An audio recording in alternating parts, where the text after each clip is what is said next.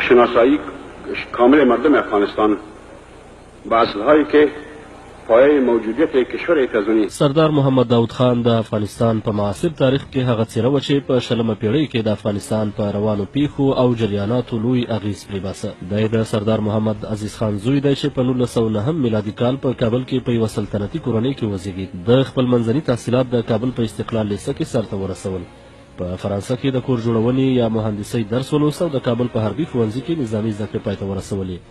د په 18 کلنۍ کې په رسمي کار پیل کړی. په 23 کلنۍ کې د فرقه مشر مقام ته ورسید.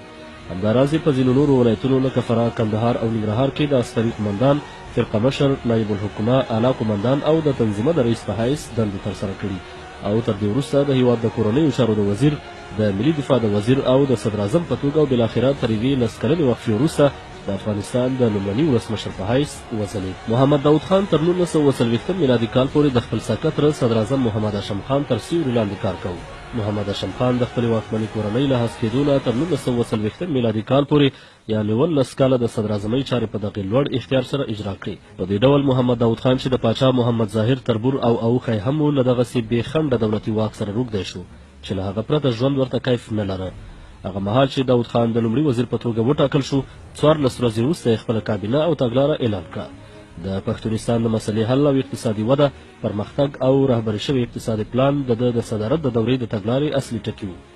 د نغلو د اوبو د برېښنا دستګاه، مایپر او د درونټي د برېښنا بندونه، د خان آباد، ګلبهار او پلي خمري د نساجي فابریکې، د سپین زر شرکت تاسیسات، د غوري او جبل سرات د سمنټو فابریکې، د بریک جوړولو فابریکه او د لاسي صنایعو دستګاوې د داود خان د صدارت د دورې بریاوې دي.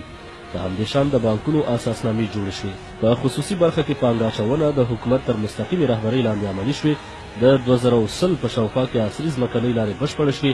د بګرام هوایي ډګر، د کابل او کندهار هوایي ډګرونه، د سالنګ لویه لار، د کابل جلال آباد لویه لار د صدارت په دوره کې جوړه شوه. د داود خان د صدارت دورې 10 کاله دوام وکړ او د حسن شرق په خبره چې د داود خان په صدارت کې د هغه د قلم مخصوص مدیر په افغانستان کې چې هر یوه خښته ایښودل شوې، په هغه کې د داود خان د ګوتې نښه وه. په 1963 میلادي کال کې د داود خان د صدارت دوره پای ته ورسېده او تر دې وروسته د 10 کلونو لپاره له حکومتي چارو ګوښتوب اختیار کړ. او بالاخره په 1902 میلادي کال کې هغه مهال چې محمد ظاهر شاه د درملنې لپاره ایټالیا ته سفر کړی کودتا وکړه او واک یې ترلاسه کړ. دغې کودتا ځاني او مالي زیان نه درلود او پخپله د داود خان په وینا یوه سپینه کودتا وه. د داود خان لومړنۍ وینا چې په حقیقت کې د هغه د حکومت تګلاره جوړوله، په همدغه ورځ د راډیو افغانستان لخوا خپره شوه چې د جمهوري نظام جوړښت، د رښتینې ولسواکۍ وده، د ملي حاکمیت واکمني، د خلکو د پوره حقوقو عملي کول، د بېطرفۍ سیاست، د پښتونستان د مسلې حل او د افغانستان ترقي او پرمختګ د دغه وینا مهم ټکي وو. د ولسمشر داود خان د دې دورې د اصلاحي او سیاسي اقداماتو له لویو کارونو څخه د لویې جرګې جوړول او په 1955 هجري لمریز کال کې د اساسي قانون تصویب او د ځمکې مالي قوانین وو چې د ده د ولسمشرۍ په دوره کې جوړ شول. همداراز د مجرمانو او جنایتکارانو د مهار لپاره د پلچرخي د زندان جوړول، له جاپان څخه د تلویزیون د دستګاه پیرل او د هیواد د قانون پوهانو په لاس او د یو شمېر اسلامي هیوادونو لکه مصر، الجزایر او عراق د متخصصینو په همکارۍ د هیواد د حقوقي اړیکو د تنظیم په موخه د مدني او جزایي قوانینو جوړول او ځینې نور عمراني کارونه د داود خان د دغې دورې لویې لاسته راوړنې وې. داود خان یو هیوادپال انسان و. د غوښتل چې خپل هیواد د نړۍ د تمدن له اوسني کاروان سره څنګ په څنګ روان کړي. د تفریح او استراحت نه پېژندل او په ورځ کې به 14 ساعته کار کوو. د وتلي مورخ پوهان حسن کاکړ په وینا د محمد داود خان ملي ارمانونه د پاچا امان الله خان ارمانونو ته او د حکومت د کولو طریقې د امیر عبدالرحمن خان او محمد هاشم خان طریقې ته ورته وو.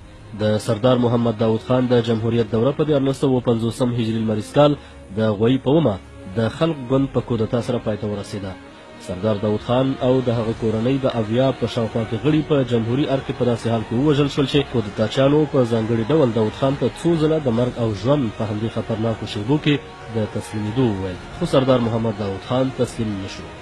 د داود خان جسد وروسته له 4 لسیزو د 1909 لمریز کال د ولسمشر حامد کرزي په هدایت د کابل د پلسرخي زندان په څنګ کې د پلیګون په نامه له یو ځای څخه راپیدا او وروسته له پېژندنې د دارالامان د سکاټ د غونډۍ په ساحه کې خاورو ته وسپارل شو.